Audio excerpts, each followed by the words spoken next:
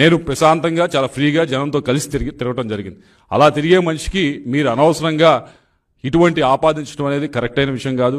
ఏదో ఒక కులానికో లేకపోతే ఒక మతానికో ఒక వర్గానికో నన్ను పరిమితం చేయడానికి ఆ విధంగా ప్రజల్లోకి తీసుకువెళ్ళడానికి పల్నాడు ప్రజల్లోకి తీసుకువెళ్ళడానికి ప్రయత్నిస్తూ ఉన్నది. ఇది ముమ్మాటికి అవాస్తవం. దీన్ని పూర్తిగా సిట్టు వైపు నుంచి మీరు ఏదైతే విచారణ చేస్తా ఉన్నారో దయచేసి దీని లోతులోకి వెళ్ళి ఏ విధంగా అయినా నా వైపు నుంచి ఈ ఆఫీసర్ని ఏ ఆఫీసర్నైనా పైనుంచి కింద దాకా ప్రతి ఆఫీసర్ని మీరు క్షుణ్ణంగా మా వైపు నుంచి కాల్ డేటా ఇస్తాం, తప్పకుండా పరిశీలించండి. మేము కలిసిన వివరాలు అడిగితే తప్పకుండా ఇస్తాం, పరిశీలించండి. ఏ విధంగా అయినా ఇన్ఫ్లుయెన్స్ చేసామనంటే తప్పకుండా అది పబ్లిక్ డొమైన్లో పెట్టండి.